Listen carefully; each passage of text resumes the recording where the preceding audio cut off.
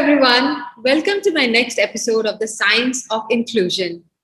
Here, I will talk about all things inclusion and how it ties to science and to businesses. Today, I'm extremely excited because today's episode is unique. Our guest, Dr. Adelaide Vecchi, is an expert in the highly disciplinary field of biomedical engineering. Dr. Vecchi has done exciting work in biophysics and biomathematics to understand how to model cardiovascular diseases using computer methods. She has built an artificial heart, human heart, which can simulate responses to treatment in children with congenital heart diseases. Prior to computational biophysics, Adelaide studied mechanical engineering at the University of Bologna. She went on to complete her PhD in aerospace and aeronautical engineering at the Imperial College London, and she continued with her postdoctoral research at University of Oxford. She is now a lecturer of computational cardiovascular modeling at King's College London. Welcome, a big welcome, Adelaide. Thank you so much for speaking to me. Thank you, Ishani, for inviting me. I'm really thrilled to be here. So thank you, Adelaide. I'll get started with asking you a few questions about your career first. Yeah, sure. So as you said, I started off as a mechanical engineer in Italy, but I didn't find my heart was not in mechanical engineering. So I decided to change it, and I really loved aeronautics and fluid dynamics. So it seemed like a great fit from my background. Would be to try and move into the aerospace and aeronautical engineering space. I got this incredible opportunity to go to Imperial College for my master's, and I loved it. I found the environment just amazing, and the mentality was really empowering. I liked the topic, so I stayed for a PhD there for 3 years. And during these 3 years, I expanded into computational methods, which is an area that in traditional mechanical engineer, at least when I did it in Italy, was not very big. So to me, when I moved to Imperial and everyone was talking about finite element methods and all these kind of things, it blew my mind. So I was very interested in it. And at the end of my PhD, again, I felt that aerospace was great, and I learned a lot, but I felt that knowing the methods, like I did, the computational methods behind aerospace simulation, was actually something very transferable. And back then, I was interested in bioflows. I was interested in blood flow, as well as fluid mechanics in general. So I felt that moving to an area like bioengineering was a better fit for me, because it was very interdisciplinary, and also it was very motivational. So the idea of working in a hospital, working with clinicians, trying to solve problems that affect people's lives felt very fascinating compared to what I was doing at Imperial. So there was this opening in Oxford, and I got a postdoctoral position there. And then that's where the journey started. That's wonderful, Adelaide. It's just wonderful that you have done so many different, worked in so many different fields and used mathematical methods to solve problems in different fields. Tell me a little bit about those mathematical methods. What is so similar between aerospace and the human heart? So at first, it looks like not so much. But if you look into how things work, again, the idea of modeling is kind of distill a mechanism and the way something functions into a model, which is basically a mathematical set of equations, or it could be a machine learning model, it could be deep learning, but it is basically a representation, a highly sophisticated representation of a complex mechanism. And obviously, I used to apply that to air and flows in aeronautical engineering, but equally the same underpinning is valid for blood, the way blood moves in arteries and veins, or in the heart. So these techniques, like modeling a flow and flow transport, can be applied to a variety of flows. That was why That's fascinating, Adelaide. That was the motivation. That was the transferable part of it. Then obviously there's a lot to do also with structures. So the structure of the heart and the structure is again is a material. So the heart is a muscle, and you can model this material in different ways. Again, it is very different from the materials you come across in in aeronautical engineering, but it is still something that can be modeled using similar skills. So transferring the skills was not the difficult part. What I found particularly challenging was the fact that in a mechanical setting, like if you're modeling the wing of a plane, you know everything, right? You know the exact dimension of that wing, you know the exact material, you know a lot. And it's very easy to measure. Even if you don't know something about a material or about a condition, you can easily go out there and measure it. Whereas in the human heart, there is so much variability from patient to patient, and the complexity of, say, the way the heart beats is so much overwhelming at some point. Like there's an electrical part, there's a chemical part, there's a mechanical part, there's a fluid part, obviously. So it's all the complexity scales up massively, and that was a big challenge, which I loved. This is fascinating, Adelaide. Tell me a little bit about the treatment that can be used to treat children with congenital heart diseases. Yeah, so it's not just congenital heart diseases. It's, again, something that can be expanded to other type of patients, but that's where we started. So back then it was again it was the inception of this kind of models for congenital heart diseases. Now we know a lot more, and we have moved into the space of digital twinning. So we try to combine different type of modeling approaches to have the digital twin of the heart. So it's like a digital replica of your heart. And yes, it could be a child's heart with congenital heart disease. It could be any person's heart, really. And the idea is to have this model that is trained over a lot of population data, and then is personalized using your personal data. So every time you go to the doctor, every time you go to have your blood pressure tested, every time you go to have an MRI scan of your heart if you're a cardiac patient, so all this data gets fed to your twin. So the twin learns and gets more and more personalized and tailored to your heart. And then the next step, once this process, which is quite complicated and we're still developing it, is complete, and there is a possibility to use the twin in the predictive capacity. So you can actually test a treatment on the digital twin rather than on the actual patient, and then use the digital twin to predict how that particular patient will react to the treatment. So it opens up a lot of possibilities. And it takes away from the fact that you don't need to perform an invasive surgery on a child if you don't have to. Is that, can it be that it is, if you don't need to perform a surgery and if it doesn't give you the output, then the twin will tell you that? Sorry, Ishani, my AirPod connected temporarily, so I couldn't hear your question. No worries. So I was saying, then does it help the twin heart, running the simulation on the twin heart? Will it now tell you that if you don't need to perform an invasive surgery on a child, the simulation will tell you that? Potentially, the simulation could tell that performing that particular invasive simulation on a child will result in a negative outcome. So it might be too risky to perform. So that is one aspect. It will, obviously, any prediction will come with an uncertainty level attached to it, because we're talking about like statistical and probabilistical models. So there's no definite way to say this child should not have this operation, but we can say within our range, with our confidence intervals, it is likely that the outcome of that operation on the child won't be as we think it would be when we perform it. This is very useful. Are there uses of this in any other forms of disease, Adelaide?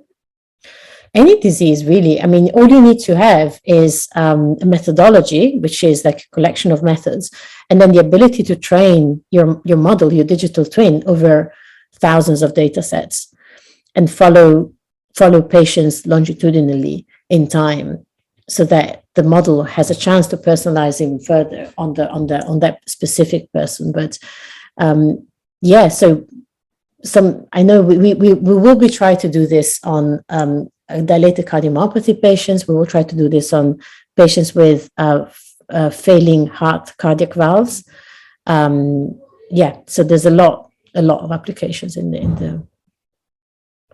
Thank you so much, Adelaide. This was fascinating to learn. I want to ask you a little bit about your journey as a scientist.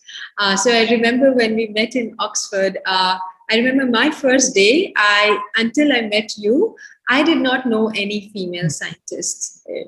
I had not met. So tell me a little bit about your journey as a scientist in a field which is predominantly male. Yes, no, it's likewise. I mean, I had the same experience when I met you on the first day.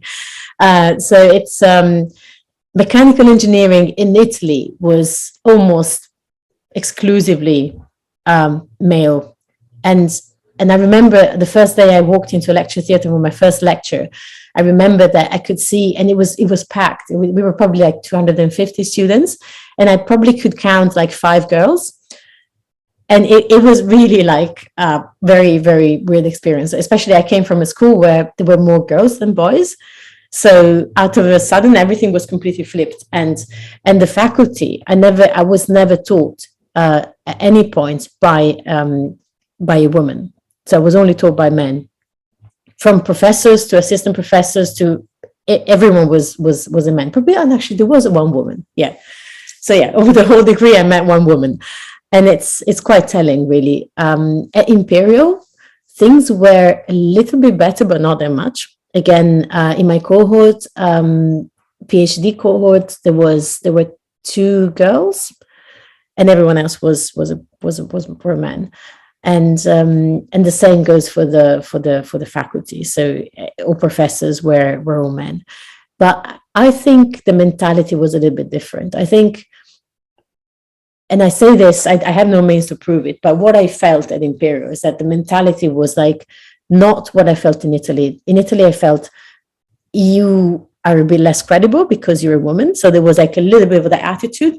Not so much. It didn't affect me too much, but I felt that I was taken a little bit less seriously in exams, for example. Oral exams. At Imperial, I think the attitude was much better. And I think the reason there were much less men in the faculty is because probably the field attracted basically almost exclusively men. So it was, in a way, it was not like a mentality problem. It was just the fact that there were more men going into engineering, into aeronautical engineering, 30 years ago. So as a result, the faculty was more. But my experience was definitely much positive.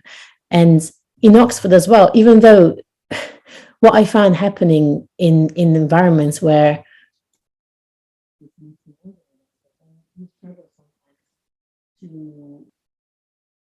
can you hear me?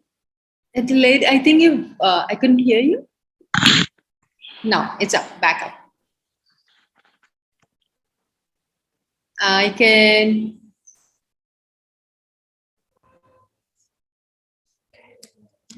I think now I can hear you. Yeah, I think it just switches to my AirPods all the time. So I'm going to use my AirPods. Sorry about that.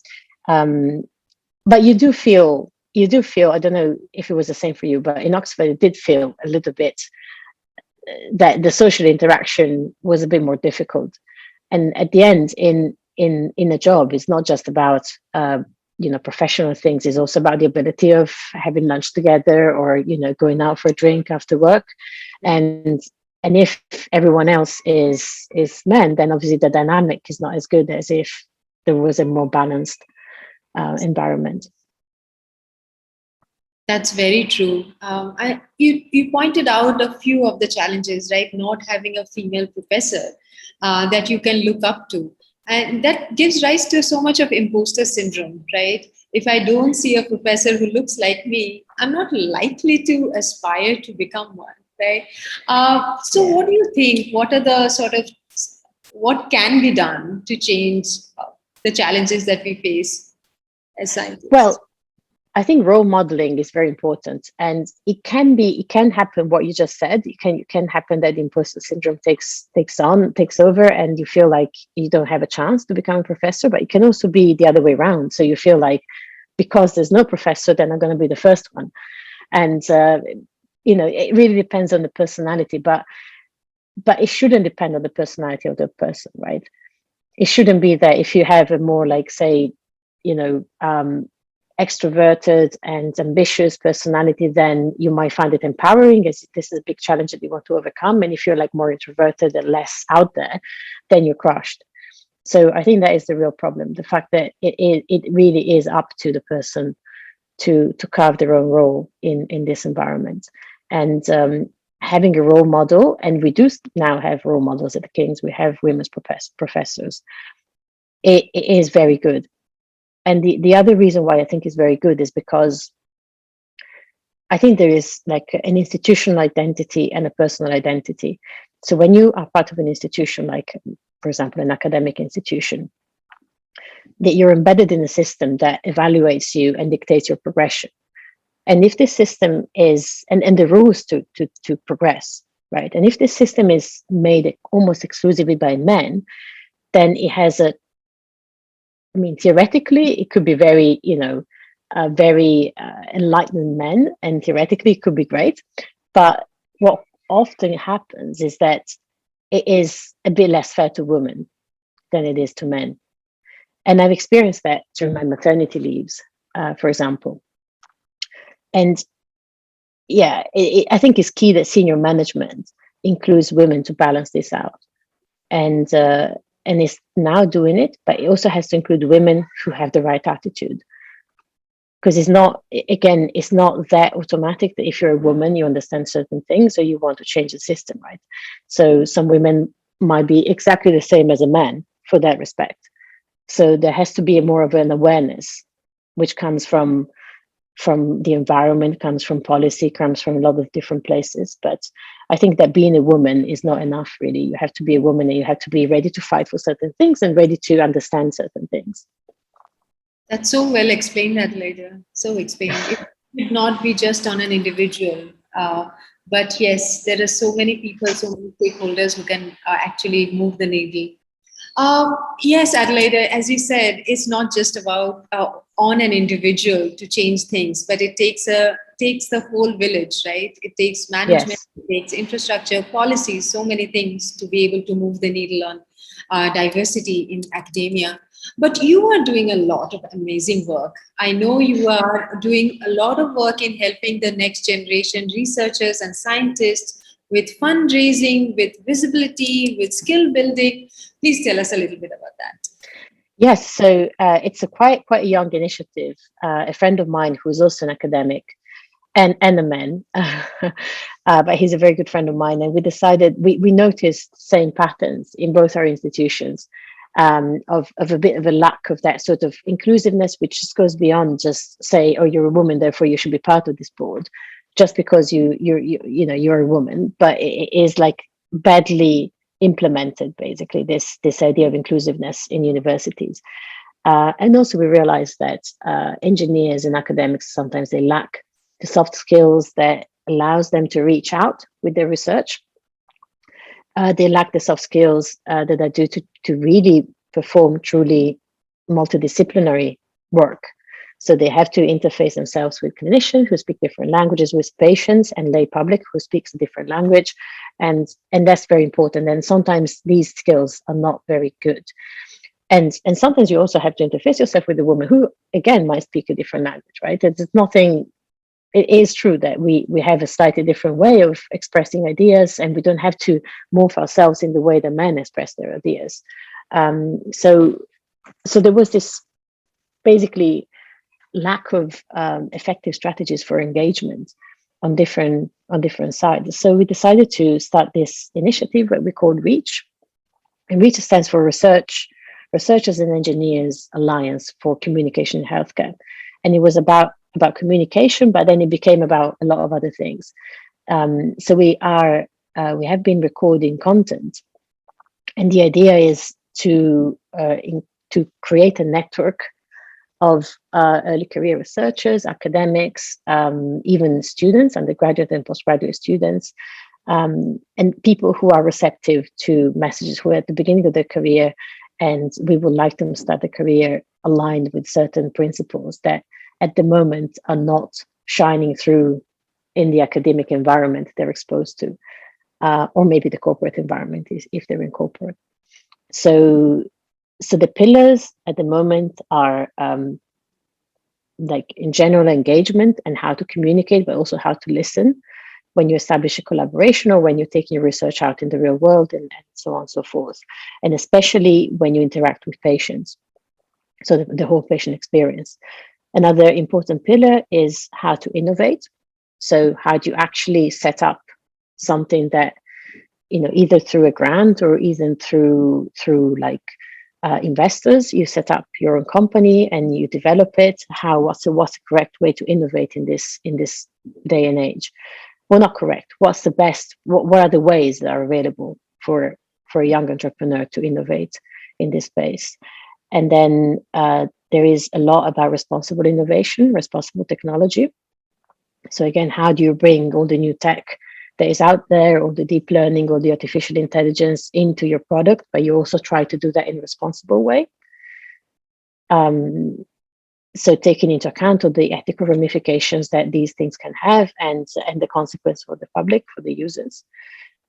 So yes, so these are the things that we are working on, and we hope to be done with content at some point in the middle of next year, and then launch and have a network of people And how can people access this? How can they actually reach out and utilize this in their career? So at the beginning, we'll actively recruit them. So they will basically subscribe to the network, and there will be events, hopefully in person if COVID permits. But there will be events, networking events. We aim to have 3-4 networking events a year. Some will be online, some will be in person. And obviously in person is difficult because we would like to have people joining from different universities, different cities, potentially different countries. So again, having in-person events might be a little bit less inclusive, because if we're based in London, for example, someone who might be part of the network but in Singapore, obviously won't be able to join. So it will be a mix of online events and in-person events for networking. Then the idea is that the content that we provide to the network is designed to instill ideas for collaboration. That hopefully, that's our hope, at least, that when you then go on to a networking event, you might find a partner for starting a new project. That's amazing, Adelaide. So you wear so many hats. You are a scientist, you are a lecturer, you have been working on creating this beautiful initiative, the Reach. You have so many other ideas in different spaces. So where would you like to see all of this in the next few years? So I think, obviously, there's one side is my academic career, and I like to progress. I had I had 3 kids very close in time, so that kind of meant that I was out of my career. I had a gap of about 3 to 4 years. So I'd like to get my career back on track over the next few years. But I must say that I'm really excited about this Reach idea, and I think there are lots of different ways to take it forward in meaningful ways. And I think it really has the potential to make a difference, because the engagement piece, I think, is crucial to create a new breed of engineers who are not just, applying methodology, applying software, applying designing things, but are actually co-creating a product with other engineers, with clinicians, with patients, with different stakeholders. And we would like to support that. So maybe an avenue for Reach would be to try and help early career researcher who have an idea for collaboration to make that idea happen. Maybe help them with fundraising, help them with visibility, help them promoting their ideas through different channels, and so that's where I would like to take this project. I think a lot of people, especially people who are not used to, you mentioned fundraising, that's often very difficult challenge for researchers. So I think a lot of Yeah. people will gain a lot of good insights, a good work out of this. Yeah, because Congratulations. fundraising is not just in universities. We normally think about it's the research councils, but there's a lot. There are charities, there are foundations. There's a lot outside the classic research council route. And the universities, obviously, they push us to apply for funding for research councils because research council cover the overheads cost. And again, it's a bit of a conflict of interest because what you want with when your employee or your student raises some funding is that for them to get their business, their idea off the ground, or the project off the ground. Is not that you want, yes, the project to be off the ground, but you also want your costs to be covered. And I can see why, but there's a lot more than it's actually advertised in academia about fundraising. I really hope that you launch it soon, and I think I'm going to nominate quite a few of the people that I know to be part of this wonderful, wonderful cohort. So thank you Thank so you. much. And congratulations on the amazing work you're doing. I hope to catch up with you in another 6 months to learn more Definitely. about the impact of the work that's going to happen. I hope so too. And it was a real pleasure to speak to you today. And yeah, I hope you find these few ideas interesting and someone else might find them interesting too. So please do reach out if you would like to learn more. Thank you so much, Adelaide. Thank you.